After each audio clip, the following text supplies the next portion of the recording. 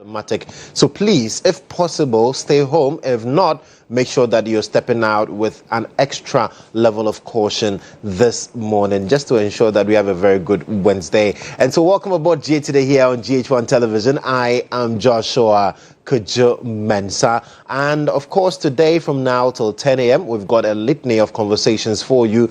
Congratulations to Arsenal. Arsenal has won the English Premier League. They are really excited about it. It has ended a 22-year drought for them. But then we'll get into that conversation when Jones ADZI joins me later on with Sports Chat. And Mutala Nusa will also be joining me with the latest in the world of court issues. Remember, he promised that if Arsenal wins, he will come here with a shaved, bald head.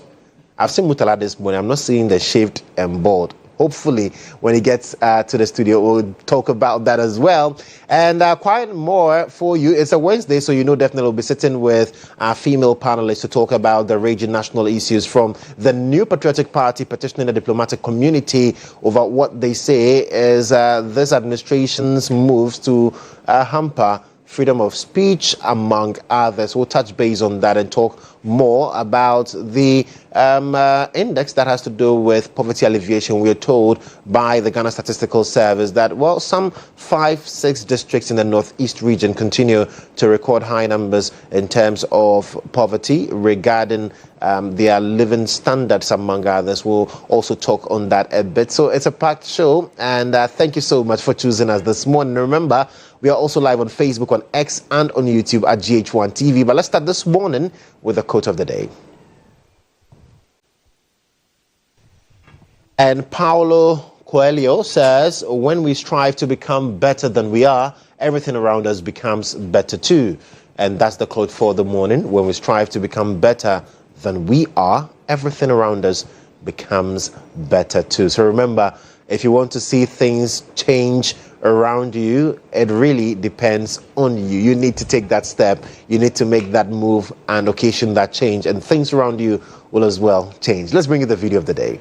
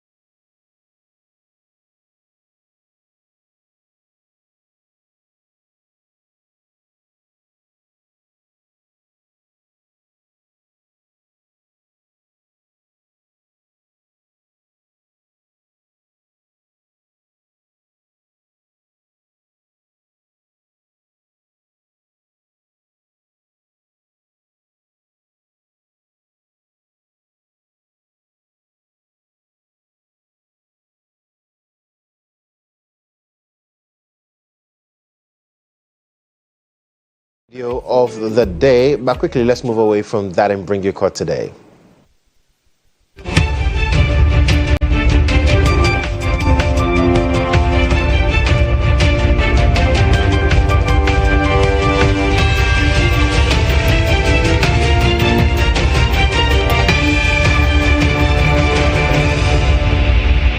And I think by far, when you take away the Arsenal team players and take away Bolare in Ghana, Mutala Inusa is the happiest human being on earth.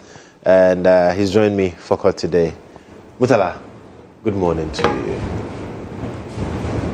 Good morning, Joshua.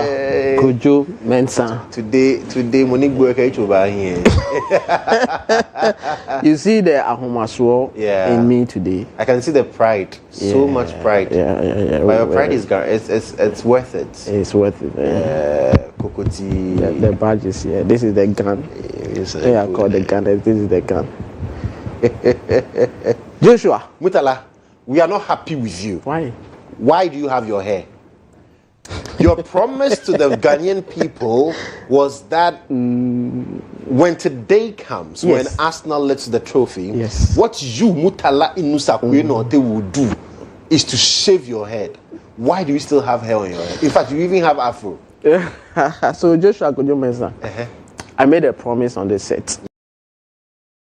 Yes. That when Arsenal win the league, I'll come Sakura. Yes. Good. Unless you've forgotten what Sakura means. No, I've not forgotten. Even if I have forgotten. So did you lie to the good people of Ghana? I have been reminded. You forgot I said even if I did, I have been reminded. Yes. So yesterday, the game, we didn't know. Guys, can we get the Clippers in the studio? Wait. Yesterday. It's charged. I know. Yesterday, at the time that City was playing, it is either it was going to happen the way it happened, or it was going to the last day, which is Sunday.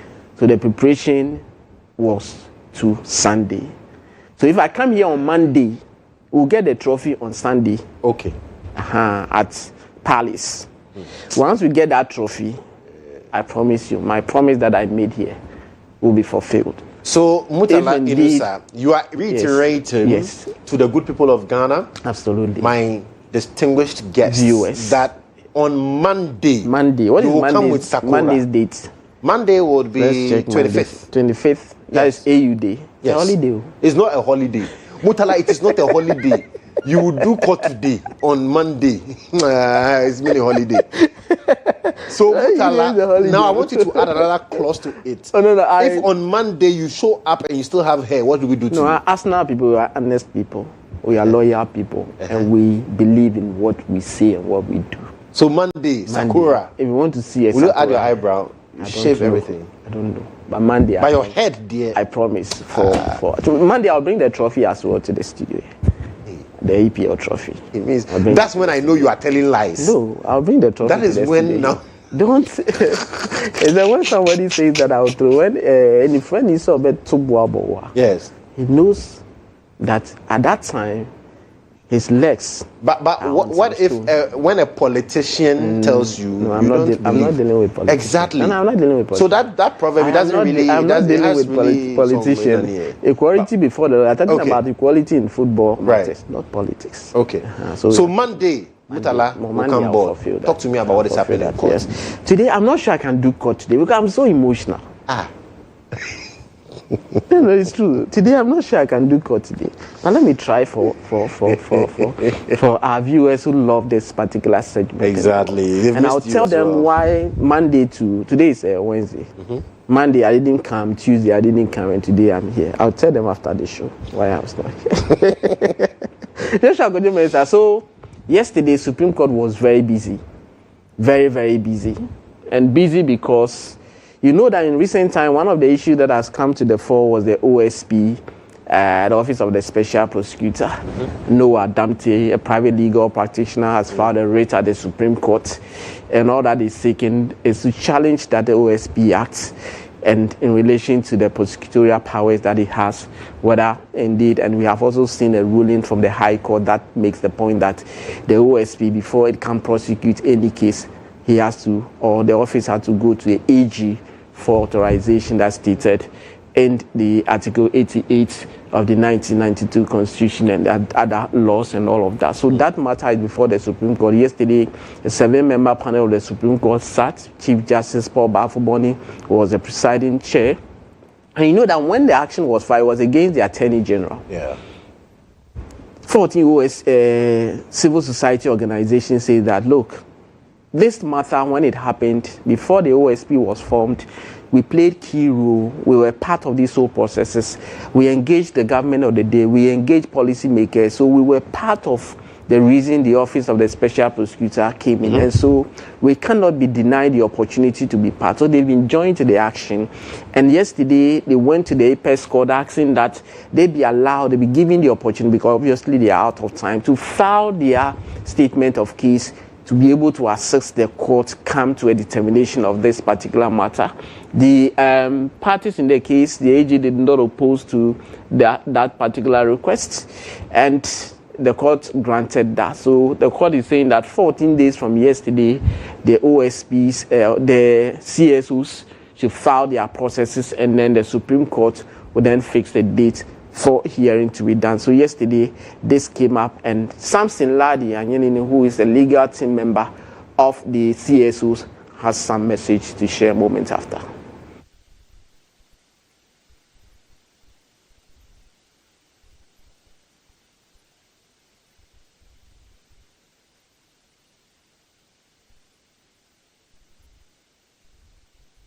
A lead counsel, Kizito Bayo, clearly put before the court. We believe that when I say we, not as lawyers, I'm talking about the CSOs that are coming in, believe that the court deserves a certain view that is currently missing in the argument. And that's what has been put before the court. And thankfully, as you heard, my lords, they have read the brief, and they appreciate that it is important and it will help the court to come to, as His Lordship said, the Chief Justice said, a lasting solution.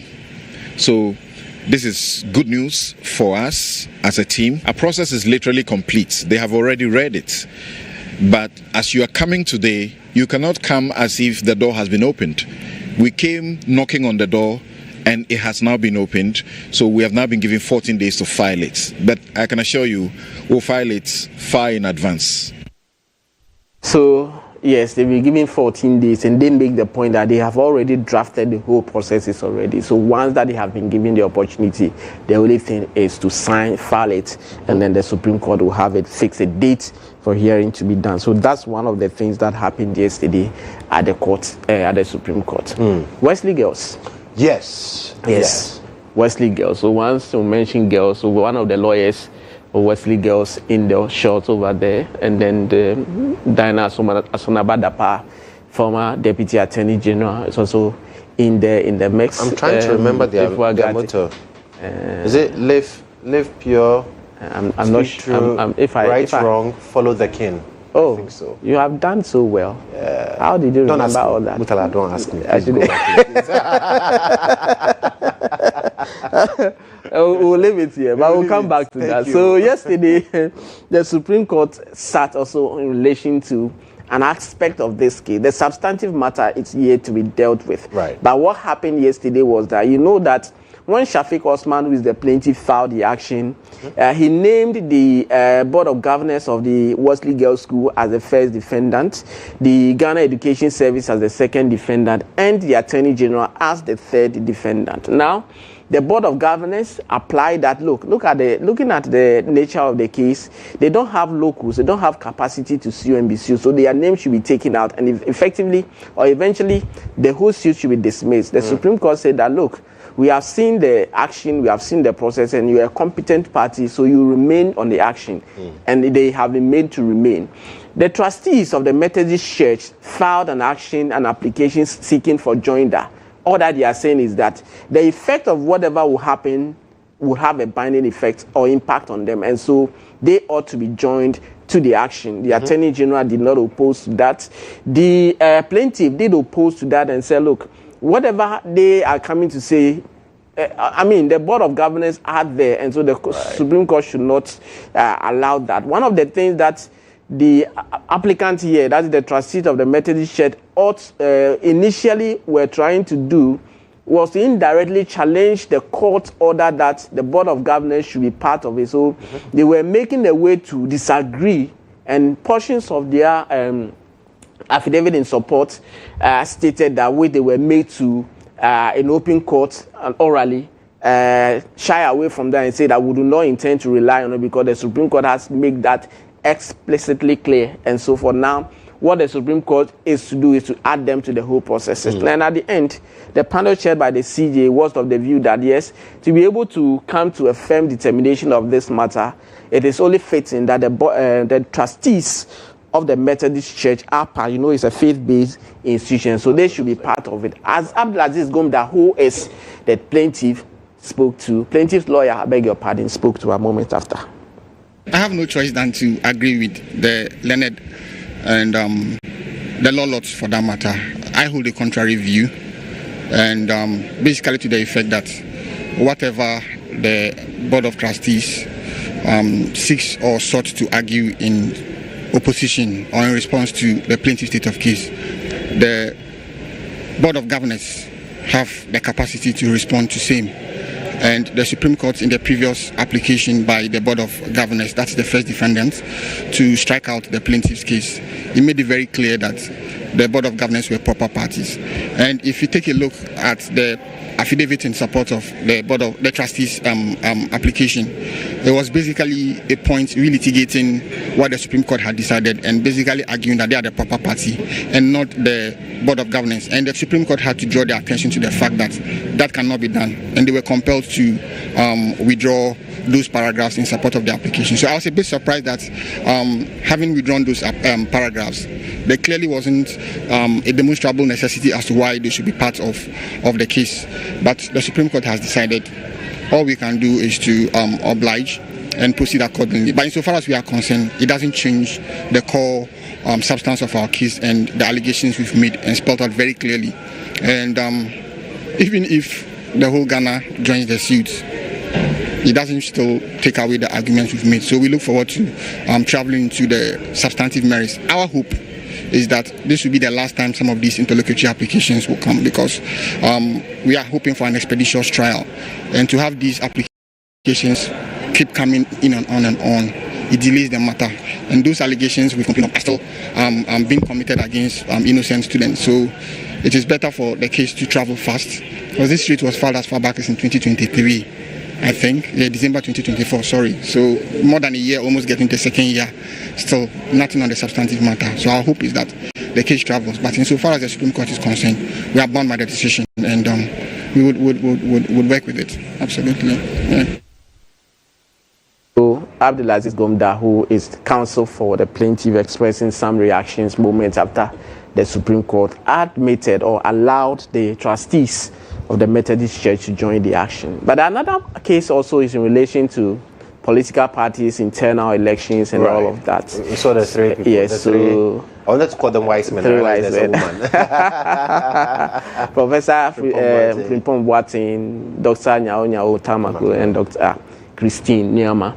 They initiated the action. They filed an action. Director, let's have the videos of the political parties, and then what it is now is that yesterday the Attorney General, Deputy Attorney General, Dr. Justice Mensah indicated that they have filed their statement of case, and there was an issue, so they were seeking leave to have it replaced. The Supreme Court has allowed them. The Supreme Court is saying that the parties should file, make sure that they agree on a proposed joint memorandum of issues that they want the court to look at it, and at the end of the day, the Supreme Court will fix time to deal with the matter. But Oliver Barker, who is lawyer for the plaintiff, was speaking yesterday after the adjournment. It seems very clear that the court is interested in trying to hear this matter before the courts go on vacation in July, which is impressive. I think that the Supreme Court, when the Supreme Court takes charge of a matter, there's a lot of public interest in this matter. It has a lot of implications on our democratic governance. So we are happy that the court is setting a direction in terms of how fast the matter should evolve. This is what is important to the plaintiffs, and this is what we are all looking for in the matter. Our understanding is that the Attorney General has asked for 7 days to refile. Our hope is that we can agree on the memorandum of issues so that they are filed together within those 7 days. That way the court then can direct the parties as to the way forward for the arguments to be heard and then decision given as quick as possible.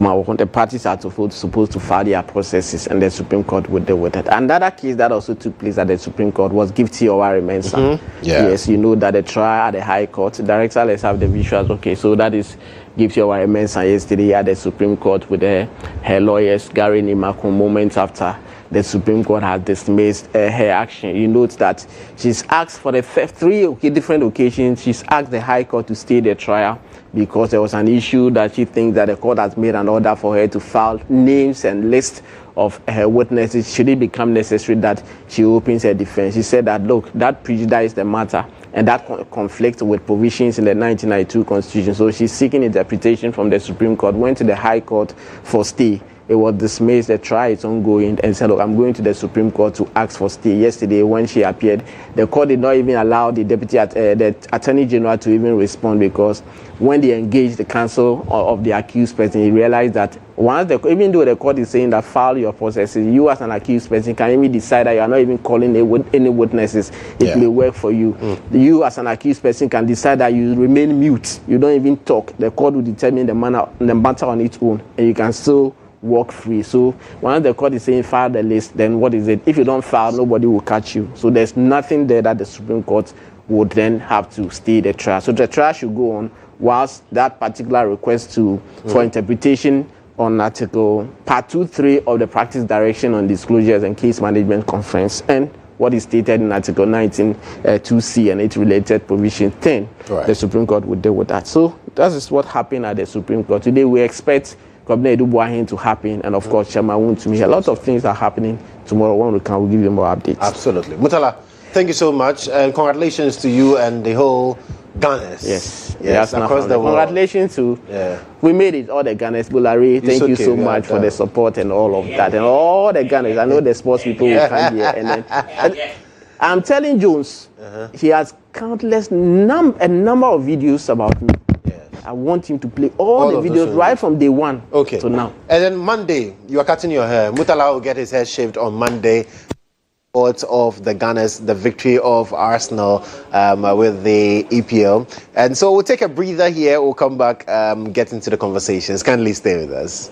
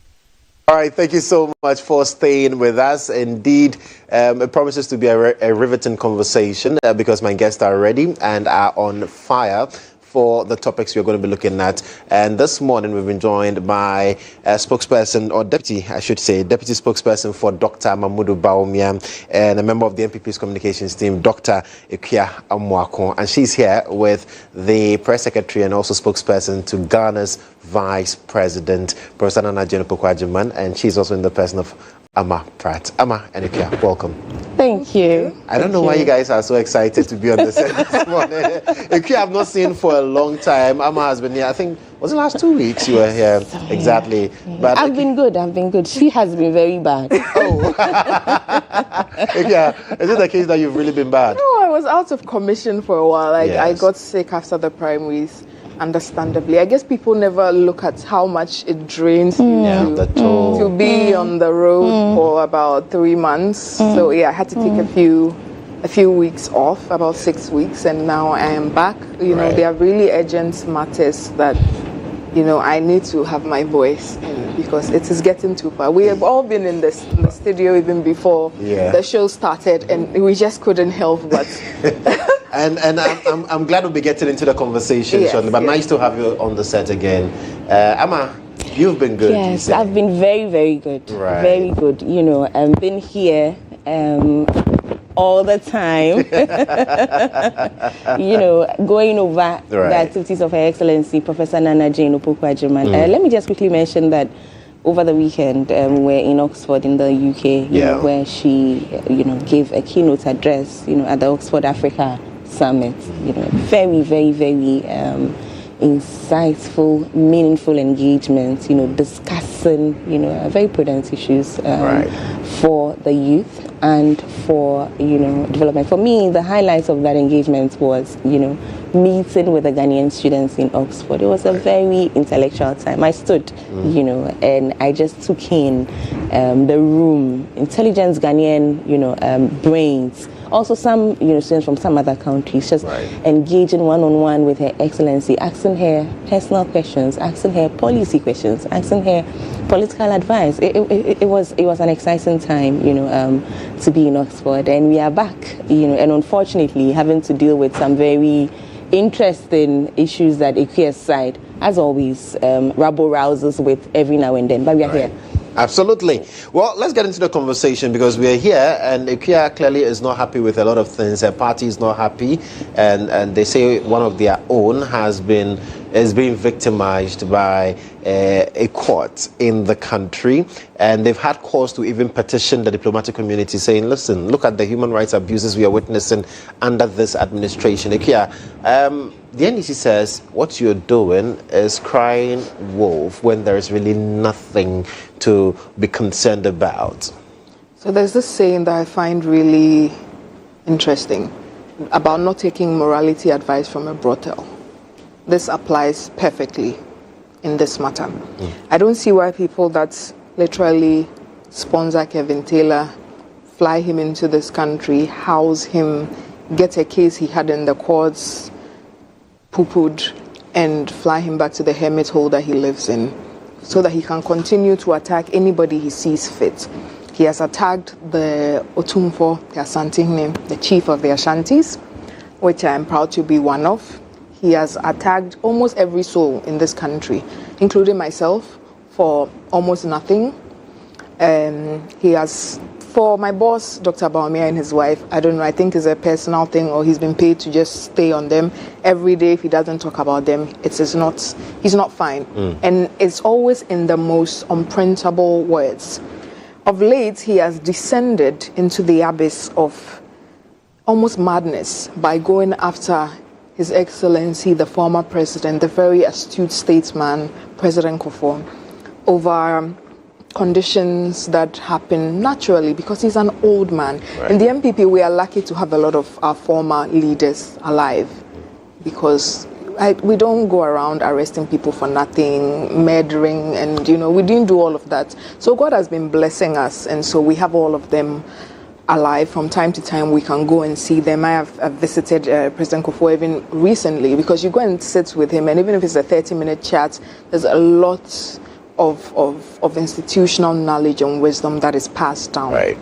But these are people, and I'm just giving you the background of the people that want to give us a lecture on what to say and how to say it. Another very interesting thing is we have sat down and taken the time to look at the use of the Publication of False Information Act in the Criminal Code and acts that are conducive to breach of peace, those two things. But first, let's do a little history lesson, because I think in this country, sadly, a lot of people do not really go back and see where we came from and what happened. For those of us that had the pleasure and privilege of growing up with our grandparents, yes, we were bored with a lot of stories. When we were being told all of those stories, we thought, it's too much. But now you have an understanding of the kind of upbringing and the kind of life that they had. Right. And so when they go on to tell you the things that happened in the PNDC era, it's almost backbreaking. For those of us that grew up in the late 90s, early 2000s, the first memory we have of TV was watching GTV to watch the National Reconciliation Commission, and it was televised. I think it went on for months. I was young at that time, so I can't really tell how long, but I remember I was on TV for a very long time. And I couldn't believe that this was the reality of a lot of Ghanaians. Ghanaians that were not necessarily opposition party members, just Ghanaians for one reason or the other, just for the extreme paranoia of the person that found himself with the ultimate power and authority of the country, who happens to be the predecessor of the current government. Personally, even in my own family, they can tell you personal stories, personal experiences that they had under this regime. Some of them had to go into exile, and we never saw them till they passed away. So that is the very horrible history. And anytime anything NDC comes up, that is the immediate memory that some of us have. Right. They are very murderous past. We come into the early 2000s. Thank God, Ghana is delivered from all that treachery, and His Excellency President Kodjo takes over. The first thing he does is to repeal the criminal libel law, which was used summarily to just pick you up, you disappear, the courts is a sham, and a lot of that happened in those 18 to 20 years under PNDC rule. So the first thing President Kodjo did was to, get rid of that. And we had, I think Ghana has been on an up and up since then. I'm not going to sit here and say everything has been bad. We have made a lot of progress. All you need to do is to travel around the rest of Africa to see that, we are literally the big brothers of the continent, and we just need to continue to move in that direction so that we have a very stable democracy, because at every point there's a continuity of things, and the Ghanaian people are beginning to hold their politicians accountable for doing tangible things. So I do believe that Ghana is going to continue to be the big brother of Africa. But what always seems to happen is that we move and we have a lot of progress, and then these same people come. They just change their clothes and change the armor, but it's the same kind of behavior. When the current president was opposition leader, he said something that to the people that remember the PNDC time, they found it scary, but to the Gen Zs and those of us that we really didn't experience it, we just thought it was words. When he said they come from revolution, so they are very capable of unleashing violence. The president currently said that, so nobody can tell us that they've tried to shun their roots. They're obviously in that. Can you believe that in the past 16 or 18 months that the NDC government has been in power, they have arrested close to 20 people with those two articles I mentioned? Close to 20. In the entire 8-year tenure of His Excellency President Nana Addo Dankwa Akufo-Addo, that was used on about 12 people. We've done the math. So the whole 8 years, about 12. It's been less than 2 years. They've used it almost 20 times. Let me quickly go over some of the things that people did that led to their arrest or invitation. One person posted a caricature that Sam George and I think Sammy Jemfi's PA, Anan Perry, very vitriolic guy on social media, had posted when they were in opposition using the LGBT flag, and it was like a caricature. somebody currently uses that same template and replaces the faces with the people that are now in charge and have the capability and ability to do something about this LGBT issue, he is arrested. So, as I was saying, that's about the last but one time that Bronya was picked up, because this man is also in the party in the Bono region. So when they went there to pick Baba Amando, they picked Bronya up as well, because of an existing case. Just continued things to make sure that the opposition does not talk and hold them to account, because they've come, their 24-hour economy is not economizing. The only thing that seems to be working 24-hour economy is the way our lights go off. They are the only people that will tell us they are replacing transformers, yet your lights goes off at 12 p.m., 3 a.m. I don't know who's replacing transformers at that time. Very interestingly, recently, that just clashed with the recent arrest of Bronya, was when a member of their caucus was picked up somewhere in Europe, a national embarrassment to Ghana for fraud. We were asked not to speak about it. Let's wait for this thing to come out. They would not have extended that courtesy to anyone if the tables were turned. So in the midst of all of that, yes, Baba Amando picked for posting a caricature that they had posted. He literally used their same templates. Then someone posts, Dumso is back. That's a digital organizer, a Sando. He is from Agona West constituency. He was also called for posting Dumso is back. At this point, a lot of Ghanaians feel like it's the politicians that are fighting, let's leave them to it. And I will sit here and say that is the biggest mistake anyone can make. It always starts with a certain group. Then it gets, there's no check, nobody talks about it. Then people get unhinged. That's literally how power works.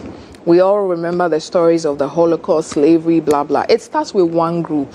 They will persecute one group. You think you are not part of them, you are fine. But they won't stop there. Now it will be anybody on social media that can post something as simple as Dumso is back and gets an invitation by the police service. Meanwhile, having the pleasure of just driving around the country not too long ago, I can confidently tell you, first eyewitness account, that the deterioration we are seeing under Galamsey has gotten about 3 times worse, and I'm probably being charitable with my analysis. The security service seems to have no inclination to work on that. There's no drive to do that. We don't see how hurriedly they tackle these issues. But if it's about a Facebook post and going to pick somebody who is unarmed, probably naked in bed, they are really quick to do something about that. So that's the country we live in. I would sit here and say that the entire MPP is strongly behind the comments of the minority leader in Parliament. That's exactly what we want to hear. We are not going to be taking for a ride, especially when the constitutional rights of our members are taken for granted. When you're asking the question, you said one of us. What you forgot to mention was he's not just one of us. He is the regional chairman of the Bono region in the MPP. And if you understand the structures of the party, a regional chairman is no small role. In one of our biggest bodies of decision making, National Council, which is literally run by the regional chairman. So if you pick a regional chairman, it's no small person that you've picked in the party. It's a proper bullet that they've thrown into the MPP, and we would not just sit down and watch them do this. We are going to ask that the right thing be done. I'm pretty sure an argument about the law is going to be made, and then I will explain how this is not following the rule of law at all. So we'll come to that conversation. Yeah. Amma, you've heard your sister. Yeah. She says clearly a lot is going wrong, and you cannot say that you want them to remain quiet while all these wrongs that she has enumerated are still ongoing. It's a wordy conversation on, they want to make it about free speech. Mm-hmm. But when you look behind, or you look underneath the issues that are being raised, this is not even me saying. We've had legal brains come out and assess and make a determination that this may not even be an issue of free speech, but more public order, right? And it's important that we situate the conversation where it needs to be. That's where we can have, conversations that elevate, conversations that are geared towards, solution. right? Public order is what we are talking about here. If it's about free speech, then it's been repealed. We could talk about all the articles at 29, criminal offences. We could go on and on and on and on and on. We could have a whole legal conversation this morning that goes into the Constitution, that goes into, criminal. We could have that. But at the heart of this matter is public order. Really, that's what this is about, public order. What did the Bono regional chairman say? What did he say? Right? Now, from private conversation, the Ekuya doesn't want us to make it about the arms issue, where he talks about arms coming into the country. Ekuya says, let's stay on where he attacks the judge, But did he just attack a judge? Is that what he did? Or did he say that a whole court has been instituted as a court of intimidation? These are two different things we are talking about here. For me, it's not about attacking a judge. When you see that a court has been instituted as a court of intimidation, we are having a different conversation. Now, when you say that, for me, the conversation should not be a political one. Let's have some evidence, right? As Ekuya was speaking, I was just quietly waiting for Ekuya to present the evidence, right? Because the party is totally behind Abronye, is what we are being told. The whole parliamentary minority caucus, with the leader of the caucus, they say we are solidly behind him. All right, where is your evidence that a court has been instituted to intimidate? Why? Because you are talking politics. You are rabble-rousing. That's what you are doing, right? You are going to the dean of the diplomatic corps and saying that we need you to actively, restore our democracy. I don't know how they expect the diplomatic community to do this. I'm interested in the how they expect, that process to pan out. But you see, in all of this, for me, perhaps the person that has said what this is about really at its core would have to be their youth organizer. And I want to read what their youth organizer said on May 19th when they went to the dean of the diplomatic corps residence. That was just yesterday.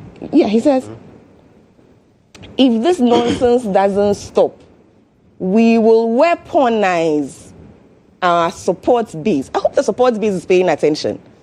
We will weaponize our support base and make this country extremely ungovernable for them.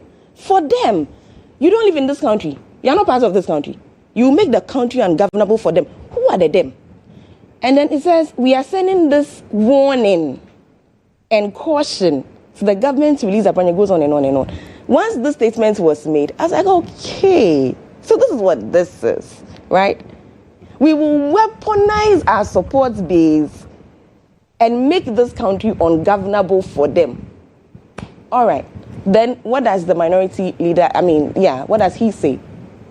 How the judge is incompetent, how he's waiting to be picked up. It's almost like, come and arrest me. I'm going to provoke you to the point where you have no option but to arrest me.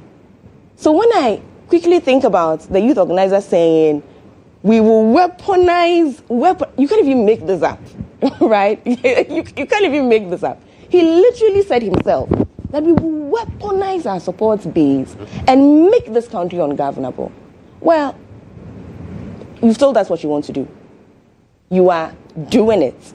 When you look at Ekuya is the one who even actually showed it to me this morning, where the reason for denying, and let's never forget that in this country, in Ghana, issues of bail are discretionary.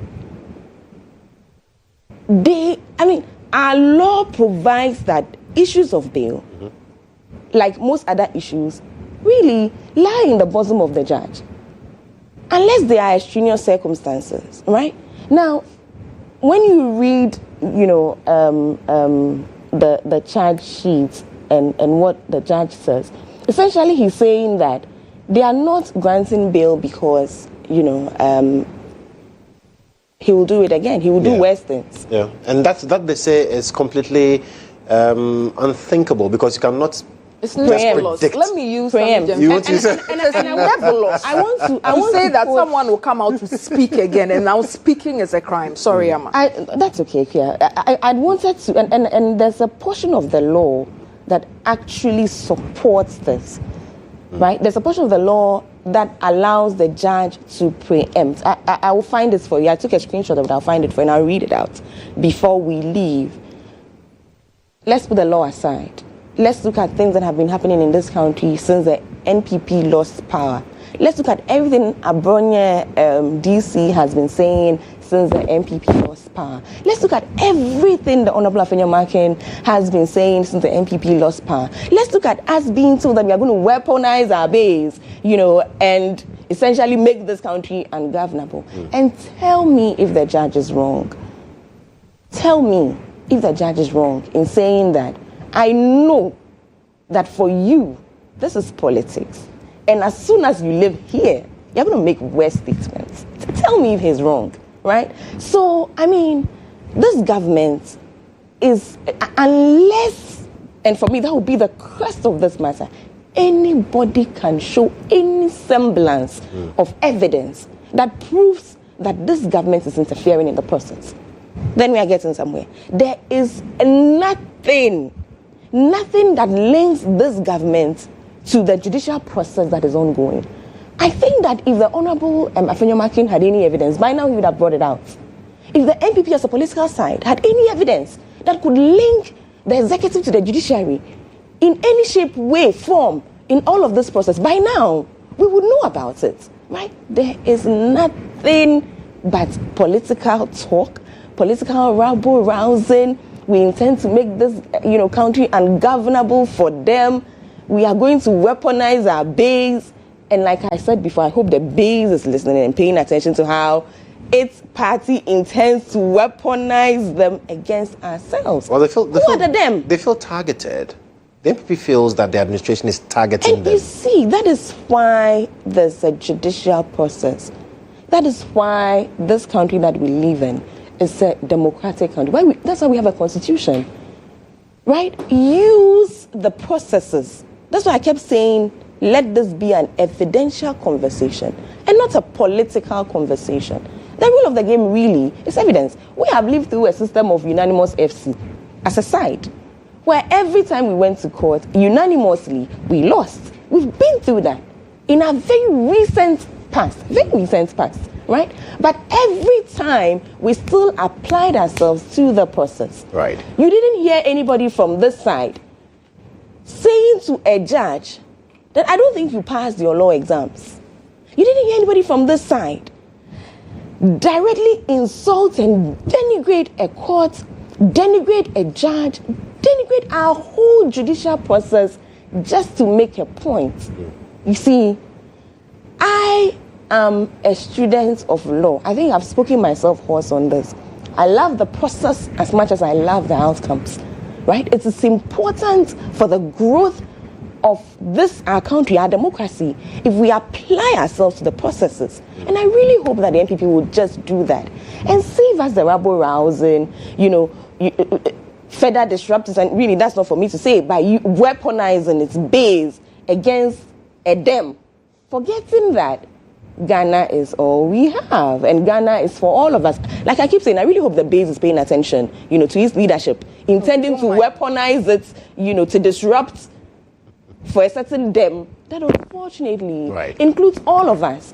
So just to say that if you think you have a just case, a just cause, go through the process. That's Allow the process let the process run its course, right? We certainly applied ourselves, but trying to try the case outside of the court process, trying to get your leadership arrested, which is what Afenyomakin really is doing. He's like, arrest me. I'm going to insult the judge. Me too, I'm here. Come and arrest me. That will not do anything for anybody. This government is firmly rooted. This government will not be distracted. This government is concerned about delivering on its mandate, So let the NPP enjoy. Yeah. I think Amma wasn't paying attention when her people were terrorizing the MPP administration for the past 8 years. She talked about arms. Before the election, I remember I sat around this table to discuss allegations of training with weapons in Asuchuari or something. Their current gold board, Sami Jemfi, said it. He also went on a protest, Kumnana Domaye, Kumnana Domaye. Isn't that a threat of life? He did that several times. They all did that several times. He said none of them had insulted the judiciary. Their current majority leader, Mahama Yariga, said the Supreme Court's bench was unintelligent. There's a video. So if it's about saying and doing things, you have said, done worse. And His Excellency Nana Addo, being a human rights lawyer that he is, even if it starts on his blind side. I remember there was some time that someone on social media had really laid into Mama Lodina. As soon as he heard the person had been picked up, he instructed that the person be let go, because that's just how much of a stickler for human rights that he is. He's a trained human rights lawyer. And like I was saying, from the history, Nana Addo had also suffered a lot during the PNDC era. It was a time where everybody had to run away. If you had a brain and you were thinking for yourself, you were in trouble. If you were making some money, even worse. Amma wants to talk about the charges against Abronye. I'll read this. And obviously, I think the judge wants to be made popular. Circuit Court 9 judge. So we will all help him to achieve his ends of becoming popular. She asked of evidence of impropriety. I told you that we've had about 16 to 20 cases in the past 2 years using the same code. Do you know what is very interesting? They are all tried in Circuit Court 9. All the MPP activists or people arrested on social media for posting Dumso is back. Amma, you cannot sit here and tell me that you think it is criminal or tantamount to the breach of peace of this country to post Dumso is back. Again, I would not take people whose leadership in parliament sat boldly on TV. I think it was on Joy, so the video is doing rounds, because right now we're in a social media era and there are receipts everywhere of the current majority leader, Mahama Yariga, sitting on TV on a panel, I think it was Joy, to boldly say that basically the Supreme Court was unintelligent. Nobody picked him up. What is Abronye DC charged for? I'm going to read the particulars of offense so that all well-meaning Ghanaians, you see, you don't have to like the person who is arrested. You don't have to be a fan. You might even dislike him. You might not like his ways. But we are asking, it's what's happening right. If he was your father, your friend, somebody that pays your school fees, would you think this is sensible? This is just the simple question MPP is asking. And Amma, the base is waiting to be weaponized. They have nothing wrong. You see, you should go to social media or see the group chats. They are happy with everything that's going on because they know that most likely they will be picked up. They know if somebody that's on TV and very loud is picked up, it is a very big issue. It will escalate quickly. So they actually, you guys are smart. You've been terrorizing the country for a long time. They will avoid picking up people that will bring too much heat. Afenya Marken is not going to be arrested. Nobody has the balls to do that because it will bring a lot of heat onto them. But the small people on social media, they are going through it. One of our activists in Volta region was invited to the police for posting a video of an abandoned 1D1F factory. Because this government, again, they've been so useless in this past 2 years. The only thing that they have done is to stabilize the dollar. And everything you critique, they'll tell you dollar is down. Everything you critique, dollar is down. But our bills, ECG, water, everything has gone up by about 23, 25, close to 30% of tariff increase. So whatever thing you gained by that dollar is down, it has already disappeared because the cost of living has not caught up. So we don't even want to have that argument. Everything you promised Ghanaians, you have not been able to achieve. All I've seen is an array of distribution of parts. I didn't know this country had a pad problem. That's all we needed was parts. Every time I pick up my phone and I go to all my NDC friends are giving parts left, right, center. It looks like the only thing they're able to do. 24-hour economy, we haven't heard anything. Yesterday, I was so disappointed to hear the whole president say that Agenda 111 was not prudent. This is the same person that is building 261 24-hour economy markets. I have friends that have some of these, are building some of these markets. And I will tell you, some of these markets are in locations where they don't even have one market. There's no market at all for them to now have a market that will run 24-hour economy for 24 hours. They are building 261 of these. We've been going through a no-bed syndrome thing. I don't even want to call it a no-bed syndrome. It's just a systemic problem where multiple things are happening to make it worse, because we've been given the worst Minister of Health in the history of this country. He cannot tell his elbow from his face, and he is running the ministry aground. Yes, but in all of this, their thinking is that it's better to put markets in the bush, that nobody will use 24 hours, than to finish the projects that were started by the previous administration. So yes, somebody, a very wise young Ghanaian lady, sees this beautiful factory rotting. She takes a video and she posts it on social media. Guess what happens? She's invited by the police. Is this the kind of country we want to live in? So that is the line that they are towing. Abronia is, probably the highest ranking party member that they've arrested and held for this long. That is why the outrage, I think for every action, there should be an equal and opposite reaction. And I am very proud of the minority leaders' comments, because it is an equal and opposite reaction to the balderdash that we are receiving from them.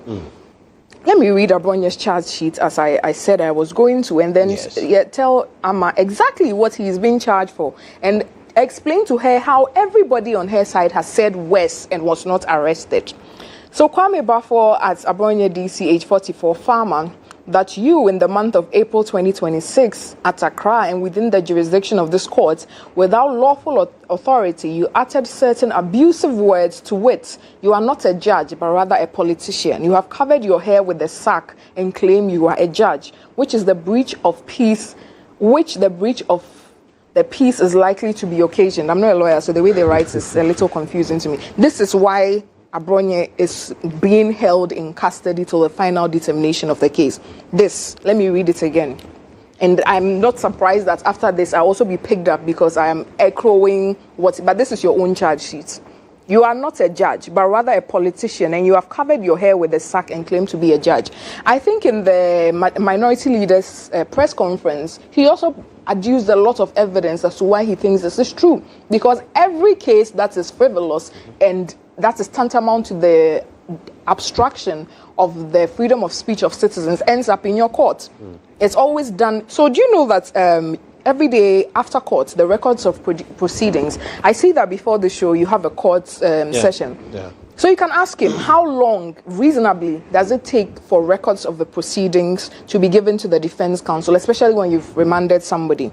They got the records of proceedings after Afenyomakin's press conference. The defense of Abronia had not seen the records of the proceedings for that long. If you think that's constitutional and that's the new, that was what you meant by the reset of the judiciary, all of us and Ghanaians will be the judge of it. If it's that now, the judge will say whatever he wants and then take a really long time to bring an edited version of what he told you out, and then that is what we should call. So yes, we would adduce, just as the minority leader said, that it is not constitutional, it is inhumane, and it is mostly illegal. How can you charge him with this, that he said you were a political judge? When you people were calling, you even just here said unanimous FC.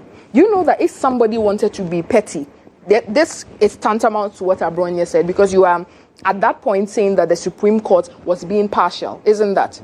So if by saying that the person is the political judge, isn't saying unanimous FC also saying that the Supreme Court was political? Were you ever picked? And not even where some of you even went as far as calling the Chief Justice, the Supreme Law Officer of this country, Osino Mami. She was called MPP Women's Organizer. What is more political than saying that the Chief Justice is an MPP Women Organizer? But if one thing that people have also said is that if it was wrong then it can be right now. So do we have to equalize? No, it's not about equalization. We are talking about the reaction, and if our law should be used in this petty, minuscule way. I think actually when the next MPP government comes, well-thinking, democratically minded people come, we should get rid of this, because these are remnants of the criminal libel law. Insulting somebody is not a crime. It's very painful to be insulted. And because these people, they have a lot of mercenaries, all they do is to insult. You can go to anybody's Facebook. You can even go to the Honorable Minority Leader, Honorable Afenyomakin's page. Go. You see so many of their people just throwing out insults at him. And these are dedicated accounts. You come into my comments, they are there.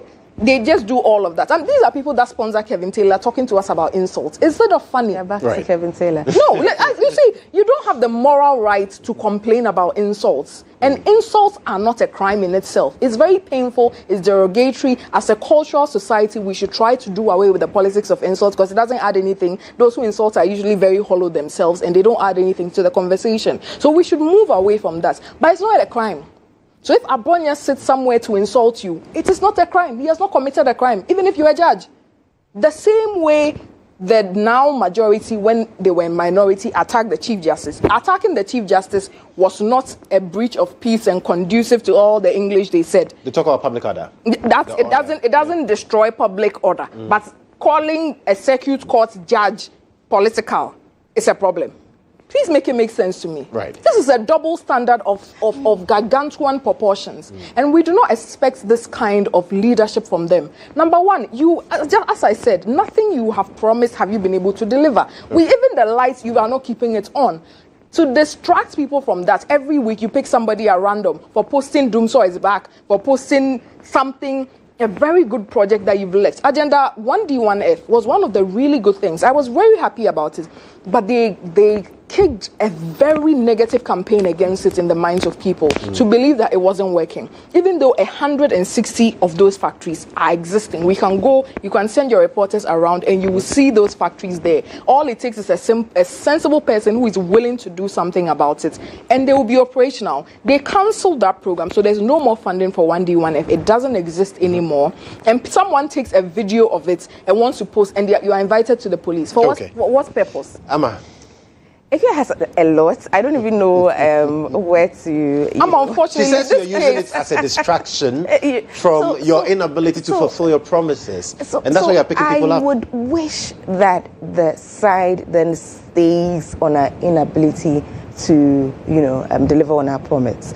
I would wish that the conversation stays on our inability to deliver on our promise. I would wish that when the Bono regional chairman has a microphone in front of him, that he would speak to our inability to deliver on our promise, right?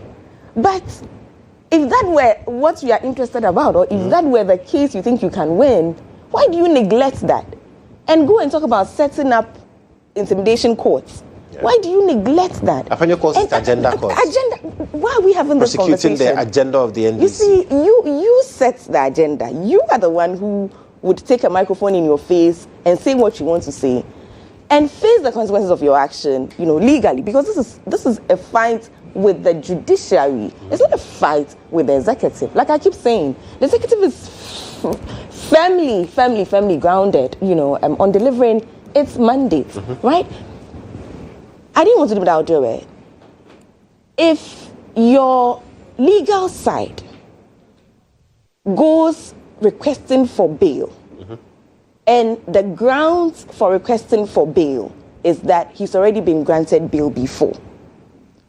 And in a very recent history with Oliver Vormawo, when his lawyer also requested for bail using the same grounds of he's already been granted bail and he was refused. And you have been refused. That's a judicial conversation. I don't know if you understand the arguments I'm making. These same grounds that Abronya's lawyer used to request for bail are the same grounds that Oliver's lawyer used for, to request for bail and was refused. Did you hear anybody saying the judge in that instance did not pass his law? I don't know if you understand what I'm saying. I'm saying that these are legal matters. Right. You can agree, you can disagree. You are well within your rights. So disagree. Bring the evidence. Substantiate the allegations that you are making. Pick a good legal team, let them make good legal arguments, and win your case. But they're making the argument this that has absolutely that nothing. anytime any person is arrested for similar offences, the person is sent to that court. court. So I do know for a fact that some courts have specific mandates. We know that.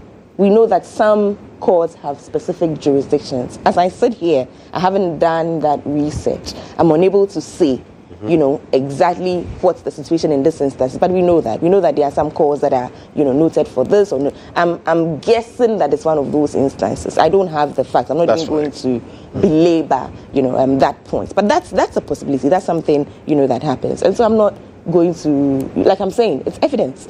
At the end of the day, if you can prove your case, prove it and let the case go. However, there's one issue that I will not let slide. This morning, I have chalked down all of Ikuya's passion, to exactly what they've told us this is, and weaponizing, of a base to essentially disrupt, public order. So all of Ikuya's passion, all of Ikuya's use, and Ikuya doesn't even speak like that, Barbadash, useless. She's not even one to speak. But this morning, she's at her, witty best, with diluted insults, or not so diluted insults. And I can understand the grand scheme of things that are happening, as I'm not even going to engage.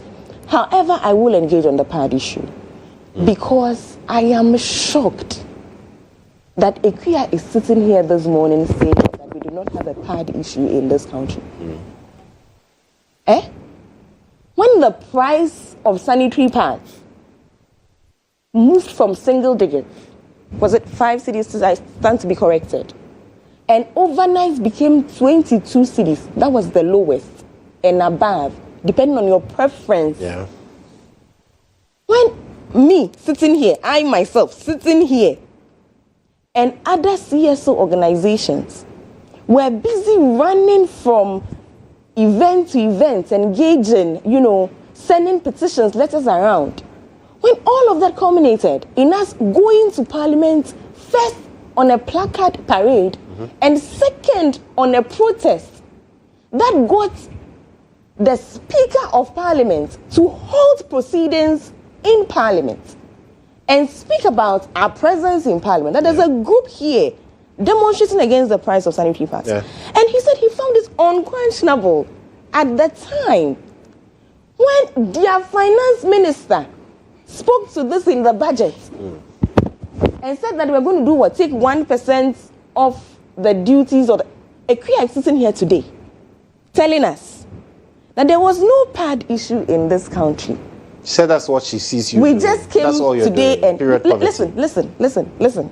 Period poverty and the fact that this government is doing everything it can to eradicate period poverty is something that me, personally, I take it as a personal, victory. It's one of the things I'm most excited about in this government. It's one of the achievements of this government that I wear on my shoulder, like I'm so proud of. Because we are talking about a majority of the population of this country. More than 50% of the people who live in this country menstruate. The women of this country literally had our blood literally being taxed. And for what? So, Ikuya, as for the pad distribution, brace yourself. You will distribute more. Oh, we will distribute. That's all they are able to We do. will distribute the pad and make sure that every Ghanaian woman has dignity. That the average Ghanaian woman menstruates in dignity. That something as banal, as mundane, as a natural occurrence doesn't prevent a young girl from going to school. Right. We want a country where both the men and the women are capable. So again, brace yourself. We are going to distribute the pads. And now it's free. It's free to all, students. Of course, there are more classes that need it, and so we are going to try and get in there. Also about the market, construction. What is Ikuya saying? Ikuya, you sit in your office, it's comfy for you, there's air conditioning, you enjoy yourself, you work, as you should, of course, as you should. You don't want the market woman to work in a conducive environment. We will build the markets for them. Because again, that's the offices of a chunk of our mothers. Right. The people who hold our economy at its base. Right? The market. That's where our economy starts from. We will build the markets for them.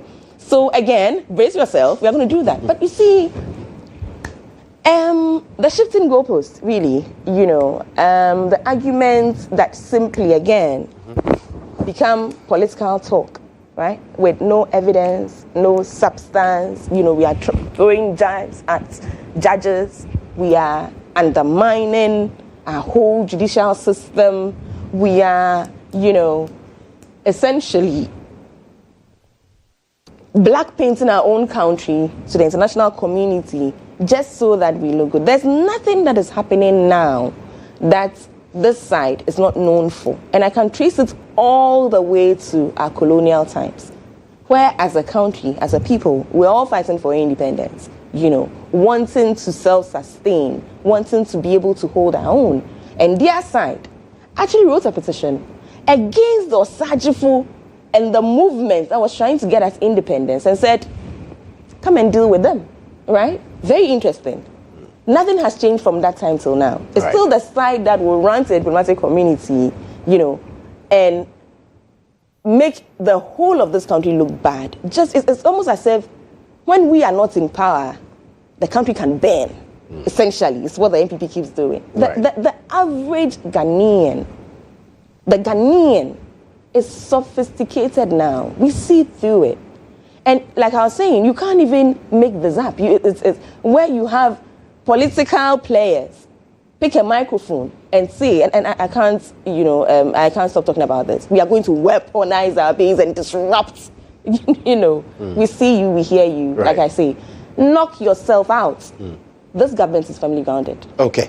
Well, I want us to spend, I know Ukia has a lot more to say, but I want us to spend some time also talking about multidimensional poverty, since we talked about period poverty, and now we're told that even though the numbers are improving, it's still endemic in some 6 districts in the northeast region.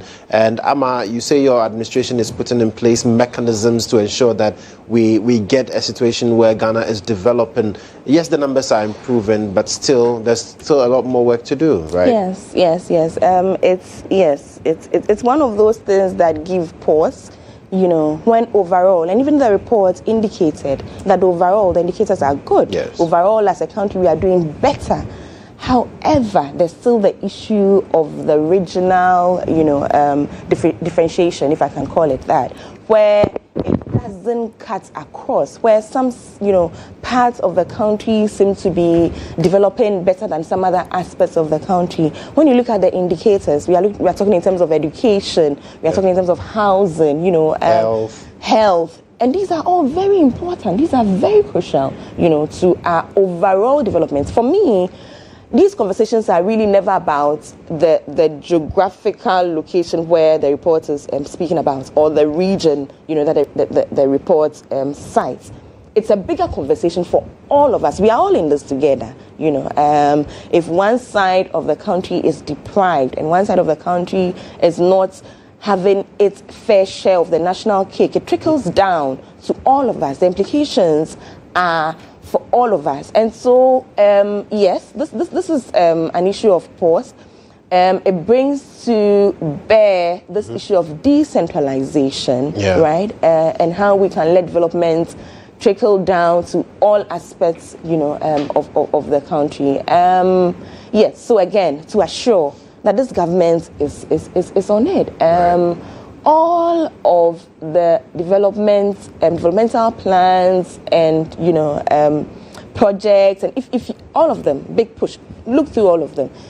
There's a deliberate, and consistent and sure plan or agenda, to borrow their word, to make sure that it cuts across, the sector. Which is why, and I'll quote Akia's words when she says that you're going to build markets in some forests. It has to go. It has to go all the way to everywhere it can go, across the length and breadth of this country. Look at the e-blocks, that were built during, the tenure of Her Excellency Professor Nana Jino Pukwajiman. On the campaign, and I'll use 2020 campaign as far back as 2020. I used to get surprised by some of the places that I saw the construction of the e-blocks. Right, I used to think to myself, wow. They came all the way here to build an e-block too, right? But it tells you that this is a side that is interested in development that cuts across, everywhere, the whole country. It's small.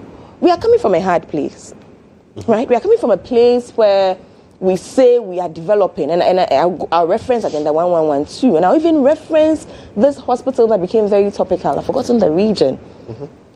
This World Bank hospital that the World Bank had to essentially stop work on because of all of the mismanagement and all of the procurement breaches. Wager, and it's not true. I'll explain. That's okay. There's a whole World Bank. There's a whole World Bank report. There's a whole World Bank report on this issue. I don't know what she's going to. The Wager Children's Hospital. I don't know what she's going to speak about. There's a whole World Bank report on the issue. Your health minister is not helping you. Equia, please let me finish. So, I mean, she's even made me forget my train of thought. The point is, right, that we will not undertake superficial developmental projects that essentially are tools of mismanagement and tools of corruption, as happened their time. And I'm making specific reference to Agenda 1.1 because she brought it up. How many of those hospitals were completed? How many of those hospitals are mainstream? How many of them? Right? What's the story there? And again, I cite this Wager hospital that she speaks about. And I cite the World Bank report, talking about all of the mismanagement, the corruption that made the World Bank pause on that construction. To say that this government will take on all of your failed projects, the health minister has made this public. He says, don't worry, we will not abandon. Government is a continuum. We will not abandon the project. However, let us stay focused on what we promised the people of Ghana. Let's deliver on our mandate. We'll take some of your failures on, However, we will do what is right by the Ghanaian and then take your failures on. Right. And to constantly, again and again and again and again and again, remind their side that when you have failed to deliver on your own promise to the people of Ghana, when you have failed to deliver on your own promise, and a new government, how old is this government, is trying to, one, deliver on its own mandate and restore your, forgive me, your shame, of failing to deliver on your own, promises. Calm down. And give the government its due, and give grace, right, as it happens. Very well. Well, I'm sure Ikia can't wait to have a bite at this particular cherry, but we'll take a breather. When we come back, we'll be hearing from Dr. Ikia Mwako.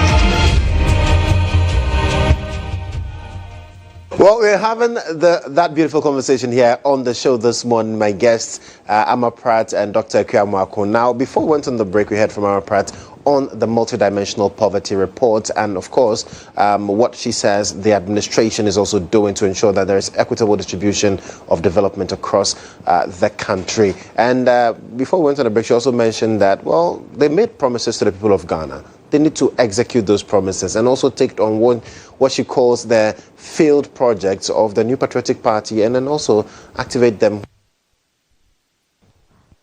Joshua, I don't know if we all remember how this country was like in the first 2 years of MPP's administration, 2017, 2018. I think everybody will agree that things were on the up and up. By the end of 2017, our flagship project, Free SHS, it was launched, up and going. People were going to school for free. Free SHS benefited a lot of people. There are certain people that, you know, most of us sitting on this table are lucky. We have to thank God that there's enough privilege that, you know, just going to secondary school, a government secondary school where the school fees was like 500, so it wasn't really a problem. But for certain people, that is the barrier. I have people that work in our setting that the only reason they didn't go to secondary school is because their families could not afford to pay for their school fees. The MPP government came and decided that we are solving that problem to equalize, so that if you have the will and the power to learn, you have the path of education to better your life.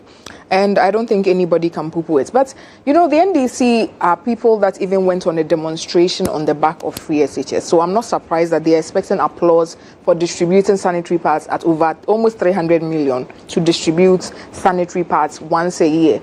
Amma, women menstruate once a month. It's not once a year. So if you give them one pad a year, the rest of the year, what are they supposed to do? And this is not something that you are going to get applause for. You promise stress-free. No, that's not what it is. What's it called? Stress-free something. They were really good at coming up with catchy things for people. For me, I love education because I feel like it's an equalizer. That's where the rich man's son and the poor man's son are sitting together. The poor man's son can write the exam and do better than the rich man's son. It equalizes the playing field. It allows anybody who is willing to apply themselves to get where they want in life. So anything that is like making education easy, I will be strongly behind it. What these people have turned that policy to is the most stressful process ever. Because say you were a beneficiary of Free SHS, right? You finished secondary school. You didn't have the 500 cedis to pay the secondary school fees. So you've gone through Free SHS. Now this government is telling you that let your parents fund you, go to school, apply and you get a refund. Where about 50% are those that get the refund. So many of them have applied, they haven't gotten it. So you haven't done anything. It's just an existing student loan system that used to exist, that you've changed the name and you're expecting applause. And again, if you're expecting applause after almost 2 years of your government, and the only tangible thing we can see is distribution of pads for 300 million. I'm sorry, Amma, you will not get my applause. You haven't done anything. It is negligible. You have not done anything as compared to the first 2 years of the MPP administration. We did something that was so lasting that now I turn on my TV and I see NDC communicators trying to say they started Free SHS. Ghanaians may have short memory, but it's not that short. Everybody in this country knows who put their hand on their chest and said, I am going to make secondary school education free in this country, and was successful at doing it. Oliver was brought into this matter, and I was very happy she went there. Because there's this conversation about there should be a line where people for discussion. Yes. Oliver called for a coup. That's the overthrow of the legitimately elected government of this country. Not once, not twice, about 3 times. And I'm going to share you all the posts he made on Facebook. He was standing trial for treason. Treason is not a misdemeanor. I think is one of the offenses that actually carry life sentence or death in this country. So if you are charged for treason, the processes are completely different from a misdemeanor of publication of false news. So you cannot equate the two things at all. Right. One person is being persecuted, like you said, for something he sat on his table with his microphone to say. It did not kill anybody. It did not bring anything. And as compared to the things that you guys said in opposition, honestly, Abronya has been playing games. You people were calling for the death of the sitting president outside Jubilee House, because where Sami Jemfi was standing when he was singing that song was very close to the seat of the presidency. The song was going to kill the president. No, he was. So what? Abronye was going to kill. Abronye talking about the judge. Has it brought a breach of peace? No, it has not. Right. It's just things people say. And you guys are the worst at this. So I'm surprised that you want to now criminalize the very thing that brought you to power. You would lie so confidently. Dr. Bawumia owns Haptel. This, that. You, after now you've won, we've all admitted that you were lying. At that point, he was the chairman of the police council. If he was as undemocratic and, as anti-progressive as this government is for the progression of democracy in this country, he would have had all of them arrested. Journalists, at this point, as I'm telling you, we haven't even spoken about the journalists who have been. Okay, you've gone back to. Oh, no, I'll move on. She said a lot of things, but like I said, yes. To me, that is the most important thing in our democracy. If we get to a point where you cannot wake up and go and confidently say what is on your mind because it critiques the government, then we are going back. Okay. We've moved away from this years ago, and we've gotten to a point where you people said worst things, worst lies in this country, and nobody arrested you. So why are you trying to turn back the hands of time? There's no excuse. And so I'm going to ask that the judge and everybody that is involved in this matter, I think we've given you enough publicity. Just let Abronye out. It's as simple as that. We are naturally, like Amma said, not very violent. This whole giddy act comes only when you push people to work. I'm talking about you, that was a personal. Yeah, I'm saying yeah. So I'm also talking about me. Naturally, I would not be this heated, but you cannot deny somebody access to their legal. Let me tell you, it took Abronye's lawyers more than 48 hours to find him. His wife hadn't seen him up until the point where the press conference was done. So, like I said, it was an equal and opposite reaction to what happened. So Let's leave that matter there. Okay. There was talk about Agenda 111 and the Wager Hospital that is not open. Again, I said, this your Minister of Health, he is finding problems for you. I really used to think that John Mahama, as His Excellency the President, really was trying to come back and sort of leave a legacy. It was like unfinished business for him. But the truth is, his appointees are the ones drowning him because some of them are so confused, they do not know what they are doing. And people of the country are realizing that. After they, go and mess up, then they come up with some speaking notes to explain. But if you put up the explanation to scrutiny, it doesn't hold water. Again, let's talk about the last thing, just about the e-blocks. Because I also saw some of the e-blocks in the bush. Do you know what the problem with the e-blocks were? They were day schools. And I also saw some of them. Like somewhere in the north. It's like in the middle of nowhere, literally. There's no way that you can expect a child every morning to walk there and back. So this is what they did. They built day schools without thinking about their proximity to communities. So that was the problem with the e-blocks. What did the MPP government do when they came into power? They did not sit on their hands and say that Agenda 111 is not prudent, e-block, no. They added boarding facilities to some of these e-blocks so that people can then go and stay. That's how come the e-blocks are still operating. That is what people of Ghana expect of a government. Now to Agenda 111. One thing that these people forget when they talk about Agenda 111 is that it was started in 2022. Meaning in 24 months with $400 million, we had been able to get 4 hospitals to a level where if Akando knew what he was about, these hospitals would have been operational now. 4. Yes. 2 are in Ashanti region, Trede and Ofoikum. There are so many videos of it. I can produce it for your producer to put it on, and then we can all see, together with those at home, if they believe that it takes anything more than admitting the health workers that are already at home. You estimate that you have over 100,000 people at home. The problem for you employing them is simply money. It's not space. Even in police hospitals. Money. Yes. Even in police hospital, Rage Hospital, Kolebu, that we claim that are having these problems, that they are understaffed and all of that. Right. The doctor-to-patient ratio is criminal. It's almost like Sierra Leone. One person is responsible for several people. So there's space in Kolebu if you want to employ. There's space in Rage if you want to employ. There's space in police hospital if you want to employ. So that 100,000 gap of people staying at home is not a lack of space. Like I said, there are 2 completed Agenda 111 hospitals, completed to the point that there are chairs. that if you put me in the consulting room there, somebody can come and sit and you can prescribe medication. There are chairs, there's fan, there's a theater bed. It is fully there. Now they've put a security man there because I had sent people to go and make videos about it, just because we cannot be complaining about people dying. Recently, I was made to speak on the death of Charles Mensah, and thoughts and prayers are with his family. These things are becoming rampant, and we have buildings that are sitting there gathering dust. So this trader one of Pericom, absolutely complete. There's another one in a Hunter, absolutely complete. The fourth one that I add, that I would say maybe about 95%. I think that's also somewhere in Central Region. Someone is also going to make videos of those ones. That it takes very little. There are about 30 of those, because I think, again, the minister is not reporting accurately to the president. He's misleading the president, leading the president to come out and say things that are simply not true. All the hospitals were not started together. They were grouped in tranches. So in about 30. So work is started on this, work is started. We didn't start all 101 at the same time. Not all 100 are district hospitals. There's one that's a psychiatric facility because we are lacking in that thing. There's a regional hospital for all the new regions that were created. Recently, I take my phone and I see that they are going to build 6 new regional hospitals. Yes. Why not continue the ones that exist? It doesn't make any sense. Okay. And I'm saying in those 24 months with 400 million spent, that is how far they came. There are about 30 of those hospitals that at least there's a structure there. There's a building, it's roofed, that you can progress from there. All of that was done with 400 million.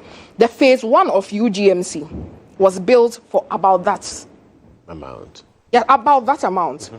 When this government came into power, and it took them about 6 years to do this, they always get the timing wrong. UGMC was started under President Atta Mills. When we came into power, UGMC was still not complete. This is also another first-hand information, because a very good uncle of mine was the first CEO, Dr. Say. So when the hospital was handed over to him to operationalize, I went to visit him there a couple of times. Even the tiles was not done. What did the MPP do at that time? They quickly got money to finish it, open it, so that the people of Ghana can benefit. Because when you're going to hospital, they don't see your card and say MPP person, NDC person. It doesn't work like that. Right. In fact, if you are politically exposed, the probability that you actually get better healthcare because you can afford it is higher. The people that are suffering are the people that we are sitting here talking for. So it is unconscionable for anybody to sit here and try and poo-poo Agenda 111 when people are dying, when you cannot employ people. Right. When the money that you are claiming has been spent on building all those hospitals is what you spent on one facility. Again, to the Wager Hospital, the thing is complete, down to the drawings. You know, it's a children's hospital, right? Yes. So down to the art on the wall to make it acceptable to the children. It is all done. All that needs to be done is operationalization. Put it in charge of somebody capable of running a hospital, and the person will get that place working in 2 weeks. Can't the audit be done while that is happening? Wouldn't the people of Wager be able to go into that hospital and receive care? So what is it? So your concern is that get it operationalized, whatever investigations you want to do, let it continue. Isn't that what's going to happen? Now that you've closed the hospital, supposedly because you are doing an audit, who is suffering? It doesn't make any sense. And they come and they put out these excuses and expect that nobody is going to put them to scrutiny. Are you going to sell the facility if you find out that the contract was bloated? Is that what you are going to do?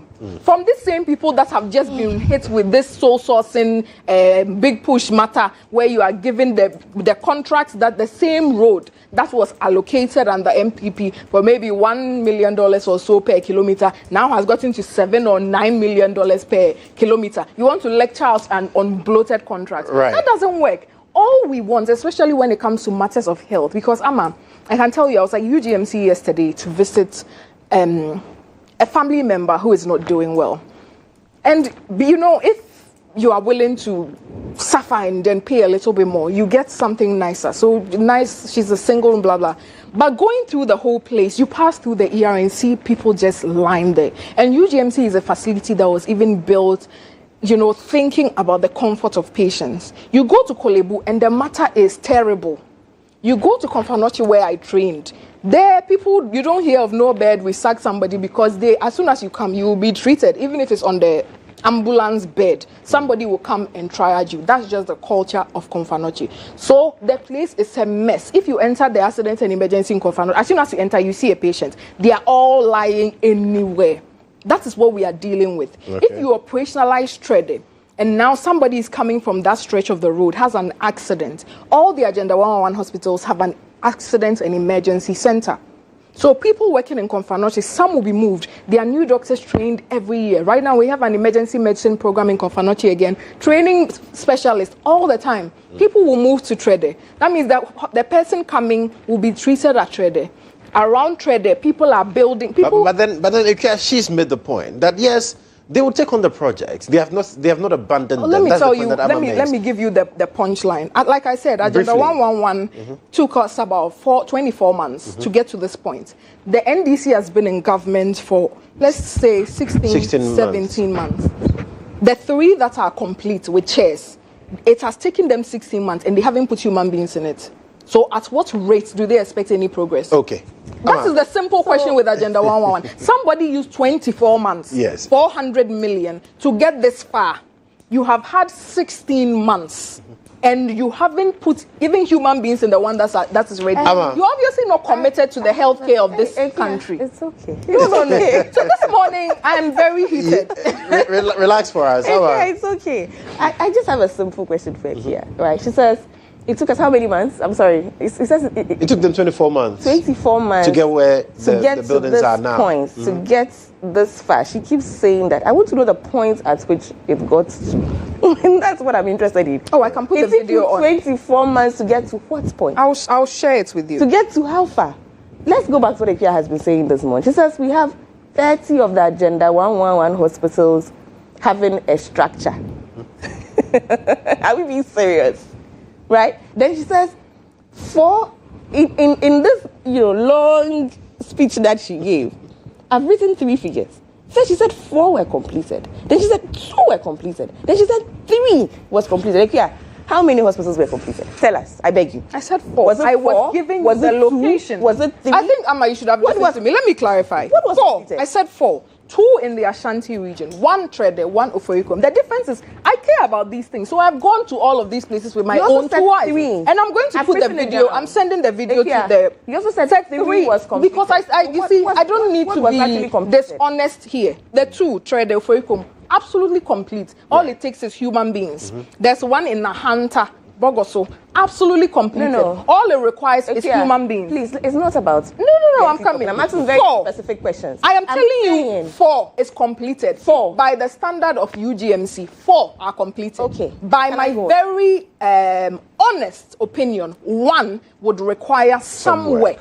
Okay. That's what I mean. So that's the clarity she's giving. So out of the 4 that have been completed, 1 will require some work. Yes. Doesn't that make it 3? Okay, you can take it as 3. Okay, so you are telling us that in however months you want to quote, this is how far we have come. This is the point at which it's 3 we are talking about here. And that 3 is very, very, very, very debatable. If the 3 hospitals were completed, why didn't you operationalize it? What stopped you from operationalizing your 3 that you completed? According to you, why are we having this conversation? I don't understand. I don't understand. You promised to build 11 hospitals, operationalize 11 hospitals. You say, honestly, truthfully, you completed 3.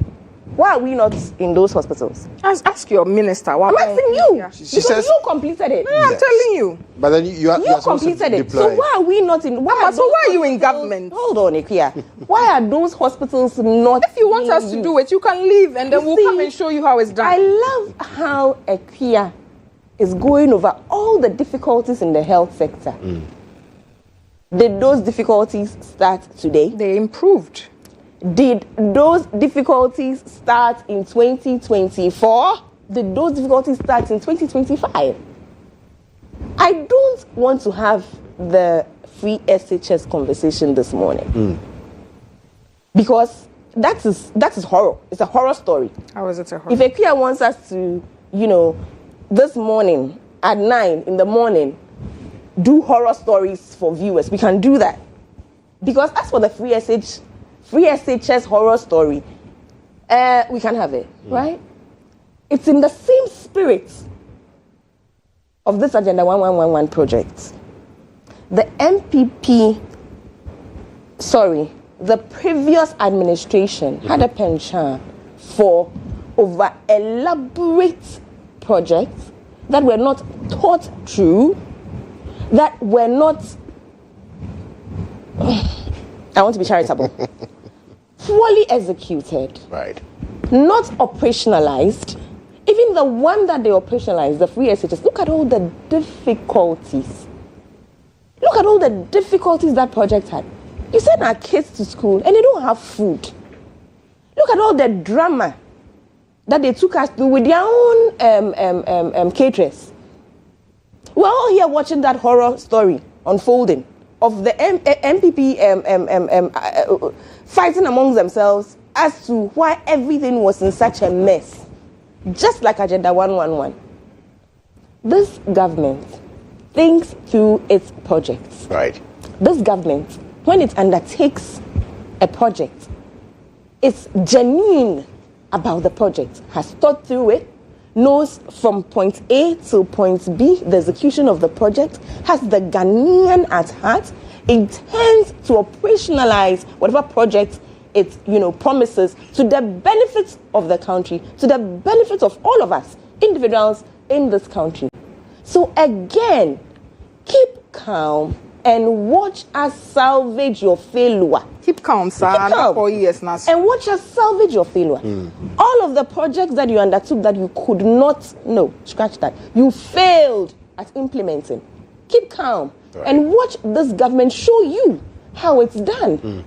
Right? Because look at the free SHS. Because the fear is that you abandon their projects. No, they are not doing anything. Has consistently said that we will not abandon it. The president has said we will not abandon it. The president himself has said we will not abandon it. The president says it was not prudent. Because it wasn't prudent. Don't do that. How do you start building 111 hospitals all at once? The same people that are building 261 markets all at once. No, calm down. I'm sorry. Don't even do that. Don't do that. Let's do that this morning. I've missed you too much for us to do that this morning. The same people. Don't let us do that. Right? The point is that, and I'm going to stay here. For me, I'm not going to belabor, and run around in circles. It's very simple. Governance, projects, execution, all of those things. It's not, I want to use mundane local expressions. It's not beans, like the Nigerians would say, right? You don't do it for applause. It's not for convenience, right? You don't try to use it to win elections. You don't try to use it to gain favors. Because at the end of the day, you would have to show the projects in operation, right? It's not about the big slogans and the talk and the fanciful. It's not about that. That would only give you credit, but only to an extent. Because at the end of the day, you would have to show the hospitals on the ground being used, which is always what happens to this administration, right? Where the talk is up in the air. Digitization, Agenda 111. It's all up there in the air, but it's never on the ground. It never hits. Right. Never hits. I'm saying that this government has taken time in opposition to come out with a manifesto, to come out with promises, to come out with projects, the good people of Ghana. And here, please, allow me to commend, the Dome Kwabenya MP, my MP, right? And everybody watching will bear me out. All the gutters on our roads are getting fixed. Elik Makulugu. Honorable. All the gutters this morning is part of the reason why I was stuck for a while. Because all the gutters are getting constructed, after she appealed and literally begged the Rich Minister. The gutters are being constructed. Right. The people that live in the constituency will bear me out. We are very hopeful that once the gutters are completed, the roads will be constructed. Right? So for us, it's not talk.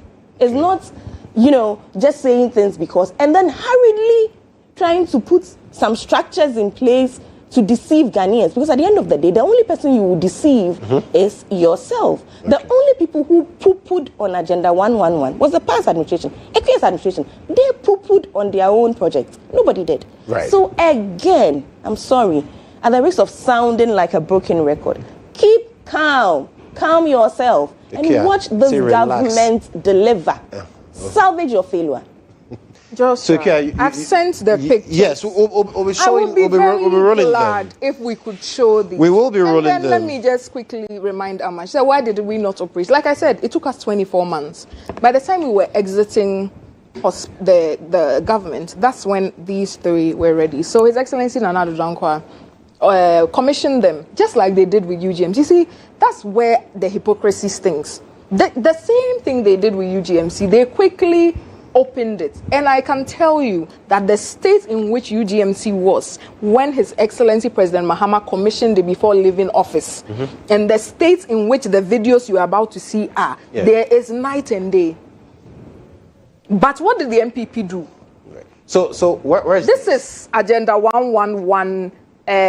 This must be a Foriko Motrede. So this is Echo Vincent there. So this facility has been like this since the MPP left office. This facility took the MPP government less than 24 months to get it to this. This government has been there for 16 months, and this thing is gathering rust. 24 months, 16 months. Gathering rust. And then they are telling us that we don't make prudent decisions. The same people that are leaving bypasses on the Kumasi Accra road that are almost done. I hear that road is close to 70% complete. To go and start an expressway that they've not even done feasibility studies for. They want to lecture us on prudence. They haven't done the same people building 261 markets are telling us the Agenda 1 hospitals where everybody will go for care. Can you go and sell in the market if you are dead?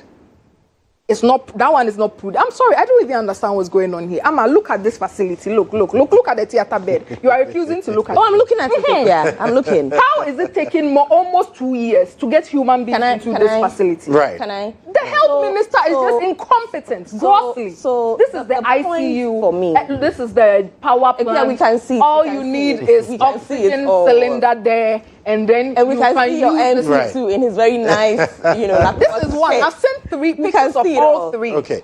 So I'll go back to the Wager Hospital. I don't know about this one. This should be in the Otafo constituency. Yes, I don't know about this one. I don't have. No, this is the Trede one. This is Swami. This is another hospital. Yeah, so what is it? No, let me explain. Is it Swami? No, this is a different one. Look at the picture. So this is also an Agenda 111 project? Yes, this is different. This is not even Agenda. This is VAMED. So aside Agenda 111, we built a lot of VAMED hospitals under the VAMED initiative. The ones that Akando went to open and then the chief shouted at him to give credit to Nanado. It was in a group. The hospitals are all over. This Swami hospital is under the VAMED initiative. Okay. Again, this is different. This is not the first one you saw. And this has also not been operationalized? This I think the MP for Swami went there like last week or 2 weeks ago and took these pictures. This is the level of incompetence that is happening in your health ministry. And there is no answer. There's no way you can explain this. The level of incompetence that happened in your administration, such that you're able to get this far, and yet the hospital sits down. Why did you just not operationalize? Because we left government. That's going to be the point. At that point, the people have got to decide otherwise. Yes. If we were in government, these hospitals will be well. Okay, let Emma have a bite now. You know, the painful thing is, let me just land with Joshua. People you're doing this your own friend. I know, let me just, because this one, I said she shouldn't have entered health in this morning. The people who live in Trede, expecting the boom that was going to come from the opening of this hospital, they bought land. Some people have started building hostels for the health workers to move. Really? It's all gathering dust. There's an oxygen plant that is close to this hospital. The owner, foreseeing that business was going to boom, has built another plant in anticipation of this, and he's been waiting for 2 years. You should answer to him why he's still waiting. That's on you. That's what on this administration. Amma, you are in government, too. Sorry, me. Come on, right? So I like where Ekia went towards the end of her, submission, right, about all of the businesses that will be reliant on this hospital should it be, operationalized.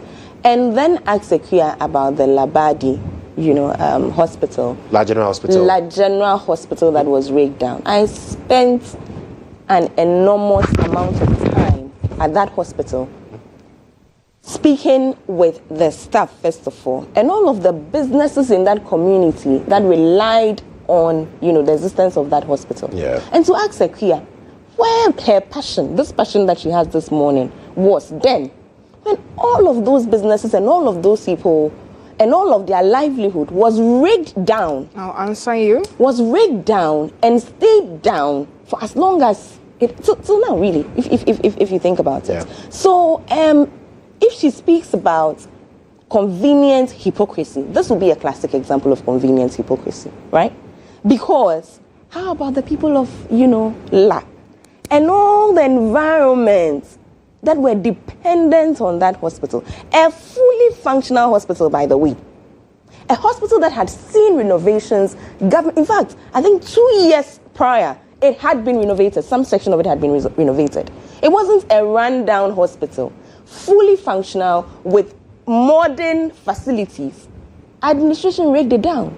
Rigged it down completely for months on end. For months on, but that's not true. I went there. I saw that. But you're not a structural engineer. I saw that facility. I saw all of the renovations that had happened that the building 2 years before it was rigged down. To stand. Nobody will pull down that building like For me, when we speak about hypocrisy, let's speak with both ends of our mouth, right? Because it goes both ways. It's not something you say for convenience. Mean it. When you speak about hypocrisy, mean it and show it in how you interact and how you behave. Let's go back to this issue of, the hospital has been built and look at it. It's beautiful. Look at it. Mm-hmm. You and I you need know. To send people there. You and I know that operationalizing anything, it's not about the building. Operationalizing GH1 TV, is it about the building? Is it? Is that a conversation we are having? That is such a superficial conversation. I don't even know where to start from. We know the implications we are talking about here. We know the deeper conversations that need to be had about operationalizing a hospital. If it were easy, why didn't you do it? If you could do it, why didn't you do it? Now, for me, again, I will go back to the Wager, hospital and say that hospital, as we sit today, is shrouded in corruption allegations, where the constructor is saying one thing against your administration, and our administration is literally standing there like the middle person, trying to navigate a problem it did not create. But their concern is that operationalize it while you investigate. But it's not that simple. Okay. You have somebody that constructed a building who has issues, right, with an administration. Are you good? Ghana is not a banana republic, right? This government is not going to ad hocly do things and stampede on rights and stampede on processes. No. Arrest people for talking. This government is going to act according to law. Right. It's going to do things the right way. Nobody will pressure us to make mistakes that we would then have to come and solve and inconvenience, the smooth operation of the government and inconvenience the Ghanaian in the process. Yeah. Imagine you set up a hospital. Even fire, and this is something that I learned from, spending time at the La General Hospital. There are people whose business really is just hot water.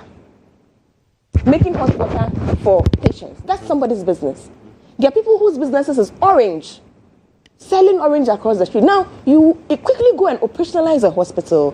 Have people, immediately depend on it for their livelihood. And then have to shut it down days later because it's shrouded in some legal battle somewhere. No! Okay. We will not succumb to any unhealthy pressure from anybody that failed to do what it promised it would do. Well, so again, we need to go. Calm down. We need to go. For the day. Ekia, yes. Today we run all the way till 9:34. We have to arrange very much. I think we would have to, because instead of talking about hostels, we're not talking about hospitals. Yes, because Amma went there. Like, But I'm ladies, waiting for your thank you so minister much. himself. Thank you, ladies. Dr. Ikuamwako and Amma Pratt helping us with the conversation this Wednesday. And IB, I think next week I'll be on leave, but I'll be at home and watch them for the rematch. It will be a nice thing to watch. But thank you so much once again. Well, we'll take a break here. When we return, we've got more interviews for you on the show. Stick and stay with us.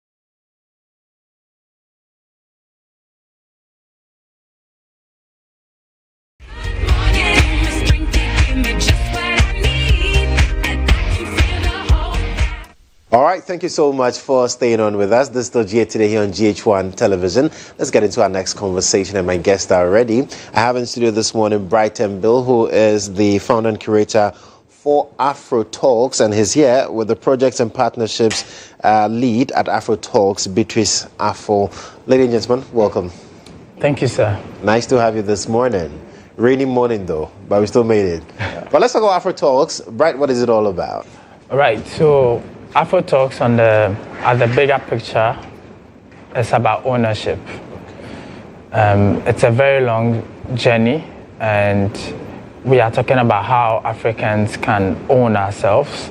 We can own whatever we do by ourselves, but there are so many moving heads. Before we get there, we need to talk about the history. We need to talk about where we are coming from, where we are going, and then it comes with the realities. So on top of everything, Afro Talks is a think tank. We do research and policy, but part of the amplification plan, we have conferences in African countries. So far we've had Accra, Lagos. We are going to Kigali. From there we are going to Nairobi. What are we talking about? We are trying to understand our systems, how we got here, and what can we do forward. So that's what we're about. Fantastic. Yeah. Now, Beatrice, you talked about the fact that, well, we are having conversations in different African cities. So we've done Accra, we've done Lagos. We are now going to do Kigali. Talk to me about the Accra and Lagos experiences. How did it shape the conversations surrounding ownership that he talks about? Okay, so the Accra was about how we got here. I mean, how Africa has gotten to this level, the history, like he said earlier. And Lagos basically talked about matrix. I mean, how the inherited systems over the years has taken us to where we are now in Africa. So, I mean, we've inherited a whole lot. I mean, after the slave trades, the slavery here and there, and then the colonization, we inherited a lot of things from them, from the religions to education, and then all of that. So what these inherited systems, or how these inherited systems has brought us to where we are now.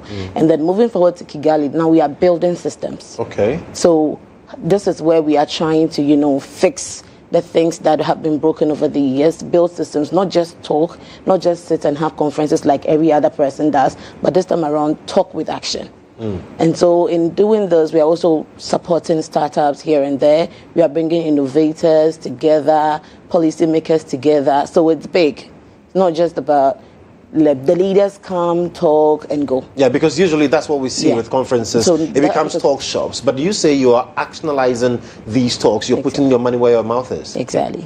Interesting. And for all the time that you've been doing this, how has the reception been, especially from young people on the continent? It's been very thought-provoking. People can't believe it's happening, because myself, I realized a lot of conscious people are like youth. They are upcoming conscious youth. Most of them sometimes think they are alone. So when they realize that there are people who believe in the continent, the African dream, listen, we don't have to travel, we don't have to leave our country to be able to be wealthy or make it in life. We can also build from the African soil. We can be here and then build whatever we envision, right? And looking at the constraints we have, we are still building on it. So it's been very receptive. From Accra to Lagos, we had a couple of people join us from Accra to Lagos. Now in Kigali, we have people from Lagos, Kenya, Zambia, over the continent joining us in Kigali. Right. So that is how great it has been, and then we've been very grateful to everyone who has supported us. So African young minds are grouping together in Kigali to have this conversation about actionalizing all that we've seen from Accra to Lagos. Now we are going to put all of that into practice. But talk to me about who will be speaking in Kigali, basically. Okay, so we have quite a number of great speakers, and I would say Pan-Africanists, and we have on the top of our list Professor Otieno Lumumba. I mean, that's like our African icon at the moment, so he's going to be the first person. We have people like Otto Marie. We have people like Sikalu Mwembe. We have a rep from the Ministry of Finance in Rwanda. Okay. We have Mr. Bright Darkon. We have Maria Majalo Akosi Osei in tech. Yeah. We have Sharon Mutesi and a whole lot of others. So yeah, they are all very, very people who love Africa and want Africa to get better. Because if you don't want to travel, then we need to make our Africa a better Africa. So everybody would love to stay in here. Fantastic. And I see Sumi Smart as well. He was in this seat. I spoke to him. I interviewed him here. Ras Mubarak I've also interviewed on my show, State of Affairs. And these are people that have Africa at heart. They are people that have lived the experience. I remember Ras Mubarak had to do a tour, the visa-free thing throughout the continent. And Sumi Smart speaks so much about how entrepreneurship can be lifted, how Africa can be able to take the lead and not have to depend on anybody from the West to make it happen. How did you get all of these people to really agree to be a part of this, right? So this event is very specialized or tailored or created by the team, Beatrice, Noel, and everyone on the team. So we have speakers, and we have the African Dream panel, and we have the policymakers panel. So the policymakers are the ones we need to question. This is not like the bigger conferences our leaders attend and then go. Now we are putting them on the decks or on the seats, and ask them the questions that matter. So we have the policymakers panel, which talks about the future of fintech in Africa. Right. We have someone from the Bank of Kigali, the Minister of Finance over there. So we have an investor called Maria Majalo, and then Mr. Dako is from Exim Bank Ghana. So related to that panel, we have a lot to talk about, like interoperability, sending money around banking systems, and then how AI is going to affect. And also on the on the African Dream panel, we have someone from African Rising, and we have cultural strategist Nadia, and a couple of people joining that panel. So we talk about democracy, we talk about reparations, and tech as well. That's where Akosia also comes in. Right. So it's very creative, like you mentioned. Ras Mubarak did a very great job with the visa-free tour, and then we can't be more proud than what he has done. Absolutely. So Beatrice, talk to me about the theme for Afro Talks Kigali 2026. Okay. So I mentioned earlier that Kigali is talking about building systems. So with building systems, he mentioned earlier about the panels. Okay. So the future of fintech, interoperability, and then those things. So now we are doing an event in Kigali, and then sending money through to Kigali is even a problem, because we have the PAPS system and it's not really even in operation. So how are we going to build the systems? How are we making it better? And then by building the systems, we have the future of fintech. So how is fintech going to get better? Are we going to get a system that we can do business across Africa easily? So we want to talk a little bit about the borderless Africa, and we have Ras Mubarak, who is going to talk about the visa-free Africa, because if you're going to build a strong system, we should be able to assess each other.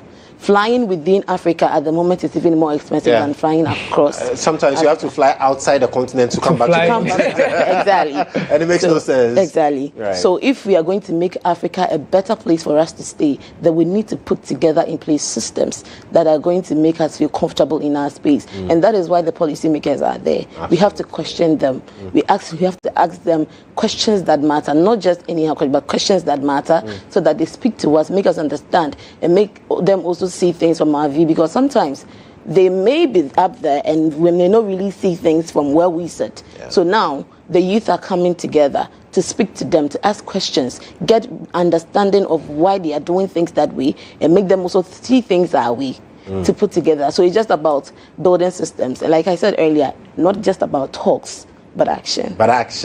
Very interesting. So when is it happening? We know it's happening in Kigali, but when is it happening?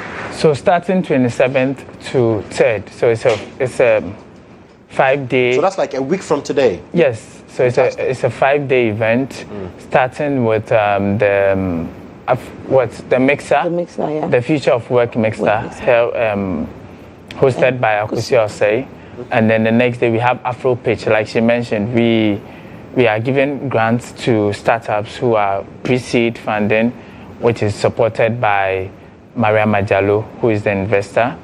And we are also on the next day, that's the 30th, that's where the conference proper is happening. Just to add up the master class. Oh yes, just to add up. So we have the conference, we have the Afro pitch. Then the pitch. Afro pitch. So the evening of the Afro pitch, we have the master class, which is hosted by Maria Majalo.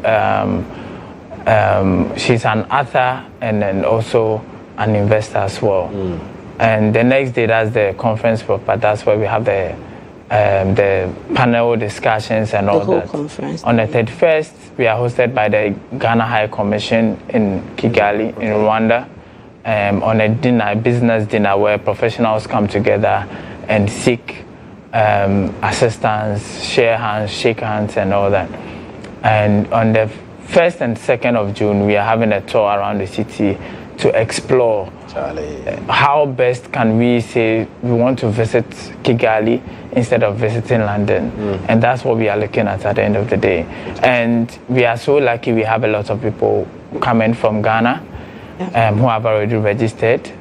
So we have even closed registration. Registration is closed? Yeah. So I can't join? No, you can't join. You can't join. So we are we sold out in Ghana and Nigeria. Some are coming from Kenya. And then Zambia, like I mentioned, others from Congo and Uganda. So we are all converging at in Kigali, the conference, the Crown Conference Hall, and then we'll have the best of moments. It's a beautiful. Yes. That reminds me, we have a fair, a Made in Africa trade fair, or an expo, where entrepreneurs that are moving from Ghana, Nigeria, and wherever they come from, just come and then exhibit what they have, what they sell to people who would want to purchase, and also to the world. So these are all made in Africa stuff and made in Africa, made entrepreneurs, not foreign made entrepreneurs. Fantastic. That will be there to exhibit. Okay. I'm sad I will not be a part of it. But then you can join us in Nairobi. Okay, so from Kigali we're going to Nairobi. Yeah, in October. In October. Yeah. I need to be a part of it. Yeah, so we already have speakers for Nairobi. Charlie. All right, so let me take your final words as we draw the curtains on this conversation. Let me start with you, Beatrice. Okay, so I would just say that AfroTalks is coming to Kigali, and Kigali is ready for us. Yes, sir. And I hope that everybody who is coming with us is super excited, as I am. We are going to impact, talk, network, learn, and do business. So if you couldn't make it this time around with us, just prepare, come to Nairobi with us, or the consequent ones with us. Absolutely. Bright, you have the final word. Thank you so much. I just want you to know, and I know you know about this, that there's an energy, a conscious energy rising. Yes, sir. And the youth are being conscious. We know what's happening, and it might not happen in our time, like Pierre Lumumba will always say, but we can pay a quota, and this is what we are doing. Absolutely. That's why we are doing what we are doing. Fantastic. So AfroTalks Kigali 2026 is happening from the 27th of May to the 3rd of June. And unfortunately, if you did not hear of it and you're now hearing of it, you cannot be in Kigali like me. We will all suffer together and miss out on the conversation. But the good news is that in October, we're going to Nairobi, Kenya. And I'm sure that you would also start preparing now because, like Bright said, this is the time that the youth of Africa, we are rising. And if you don't rise with us, by the time you realize we are gone, and you're still in the 16s. Yeah, so guys, I wish you all the best, and I'm sure that when you come back from Kigali as well, we'll come back and have a conversation on how it went and why people should not miss out on the next edition. But nice to have you, Beatrice. Nice to have you, Bright, on the show. Absolutely. Fantastic. And so, while you are talking about going to Kigali and most of you are disappointed that you are now hearing of it like I am, I want to tell you something because the World Cup is also approaching. Maybe you can't go to Kigali, but you can go to the World Cup. You can go to America, go to Canada, go to Mexico to watch the World Cup. And guess what? A lot of people are being scammed as it stands now. People will tell you, Charlie, I can get you to the World Cup with just $5,000. Ask yourself, if you cry, you are the one working at the American, but you think $5,000 will take you to America. So people are being scammed, and so please don't fall as BP Soul Travel and Tours to be the people to take you to the World Cup. Now, they say that leave the hassle to them. Let your concentration be on the jersey to wear, the vuvuzela to go and blow the whistle, and of course the chilling to go and chill while you are watching the World Cup. They will handle your flight, your accommodation, your visa issues, everything basically that concerns airlifting you from the Accra International Airport to the destination. So please make sure that you're looking out for BP Soul Travel and Tours and call